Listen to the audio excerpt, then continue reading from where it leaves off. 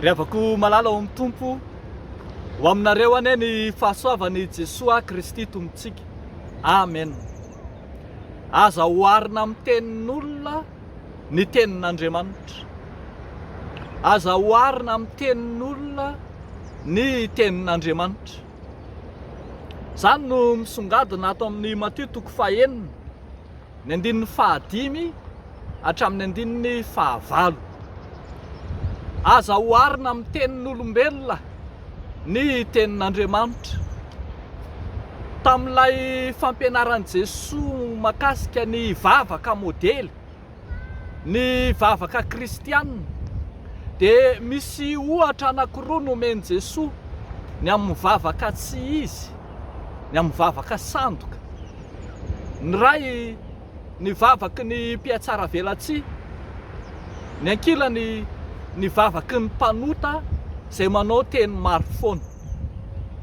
Eo anatrehan'izany dia mampianatra i Jesosy fa Andriamanitra fa tsy olombelona izy, ka mahafantatra ny votoatin'ny vavaka avy hatrany dia mbola tsy manomboka akory aza ny vavaka izay ataontsika. Arak'izany, tsy ny endrika ivelany ny vavaka izay atao, tahaka ny filantolanton'ny vavaka ohatra, na ny rindra teny ampiasaina no zava-dehibe ao amin'ny vavaka, fa ny votoatiny izay efa fantatr'Andriamanitra mialoha. Tsy miankina amin'ny izay endrika ivelan'ny vavaka izay ny fahazahoana valim-bavaka, fa Andriamanitra efa mahafantatra mialoha ny amin'izay ho ataony. Eto izao dia hitantsika fa Jesosy Kristy mihitsy no mampianatra anao rehefa mivavaka, mba anao vavaka mangina, hiditra amin'ny efitranonao ka hifampiresaka mangina amin'Andriamanitra ao. Fa nampianatra ihany koa Jesosy Kristy fa tsy ny teny maro foana na ny rima miady ao anatin'ny vavaka izay ataonao, na ny fiangolangolan-teninao ao anatin'ny vavaka, na ny halavany akory aza no hiainon'Andriamanitra na hamaliana ny vavaka izay ataonao. Fa ny tompo dia miteny fa tsy mbola miloaka akory aza ny vava dia efa fantatr'Andriamanitra ny safidy sy ny valim-bavaka omeny anao. Mazava zany ry havako fa tsy mitovy amin'ny tenin'Andriamanitra ny tenin'olombelona, tsy miankina amin'ny tenin'ny olombelona ny ahazahoana valim-bavaka, tsy miankina amin'ny olombelona satria tsy azo ampitahina velively amin'ny tenin'Andriamanitra ny tenin'ny olombelona. Ny tenin'Andriamanitra tsy maintsy tanteraka, ny tenin'Andriamanitra tsy maintsy tompo, ny tenin'Andriamanitra izay fantatsika ao amin'ny soratra masina dia efa voalaza mialoha ny amin'izay fahatanteran'izany aza. Ny tenin'olombelona kosa amin'ny maha-olombelona azy manapetra ihany, mety misy fahalemena koa aza ka tsy azo anankinana ny valim-bavaka na ny vokatry ny vavaka izay ataontsika mihitsy. Mazava zany tsy azo ampitahina velively ny tenin'ny olombelona izay ny teny maro tsy ilozanota, sy ny tenin'Andriamanitra lay tsy manapetra, lay tenin'Andriamanitra izay ambaran'ny soratra masina fa tsy ho levona mandrakizay. Zavatra roa samy hafa tanteraka, ny fitenin'ny olombelona sy ny tenin'Andriamanitra. Aoka ry havako, tsy ho sandohantsika amin'izay hevim-petsin'ny olombelona Andriamanitra amin'ny vavaka izay ataontsika, fa fantany izay ataony.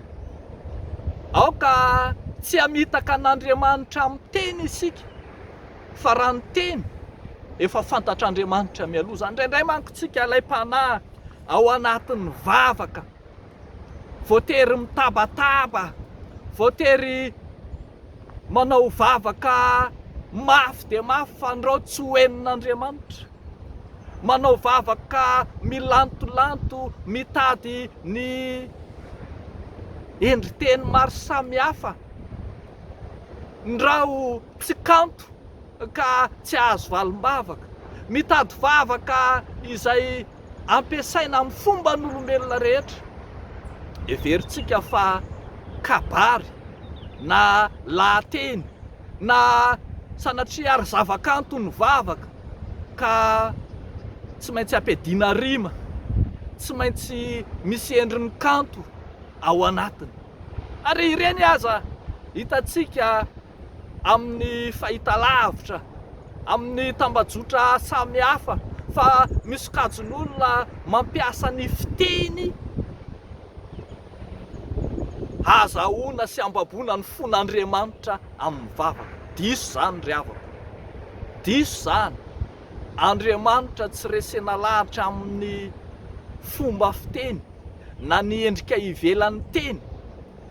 Tenin'Andriamanitra miavaka, ny tenin'olombelona mitoetra olombelona, fa ny vavaka dia ampisehoana ny ao anatin'ny fo fa tsy ampisehoana ny fahaiza-miteny. Ny vavaka dia ampisehoana ny votoatiny, ilay fo madio sy mangarangarana eo anatrehan'Andriamanitra, fa tsy hanehoana fahaiza-miteny maro samihafa. Tamin'ny farany aza misy fomba fiteny tohatran'ny hoe hiran'anjely na tahaka izany no entina mivavaka.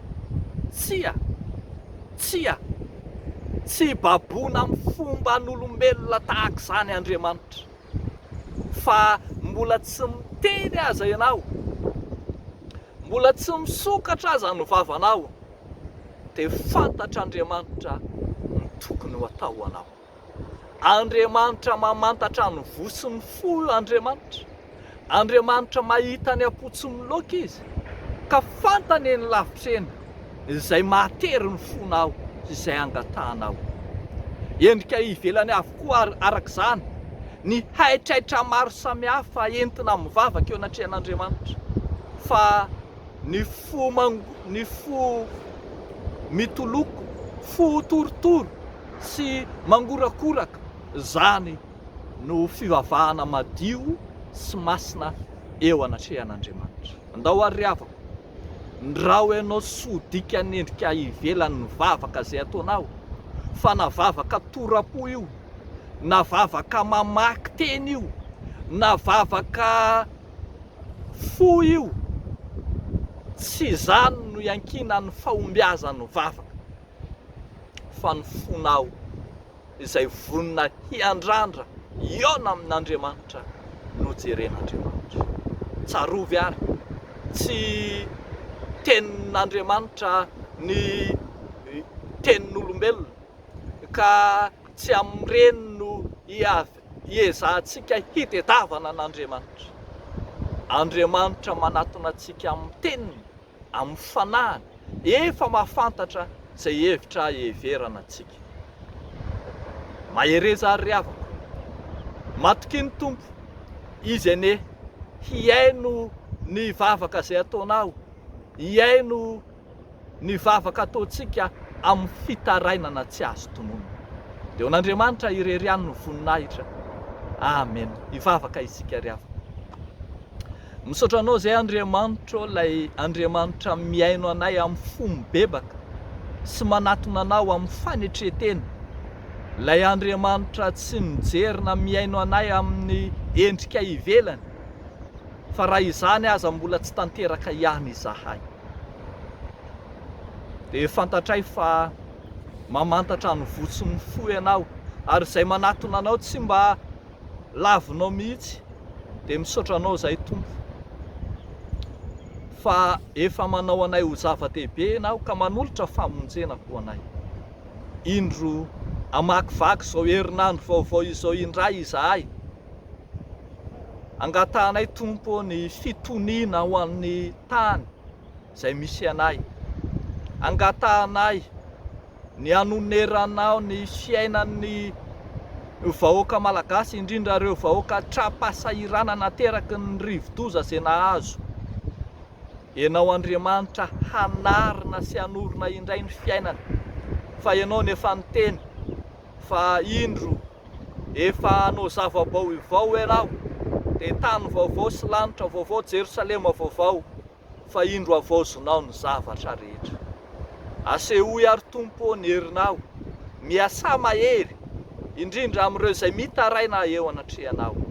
Jereo sy vangio isa-tokantrano, ny malahelo sy ny ory, ianao hijery azy ireny araky ny habean'indra fonao. Amin'ny anaran'i Jesosy no anaovanay izany vavaka izany. Misaotra Tompo. Amen.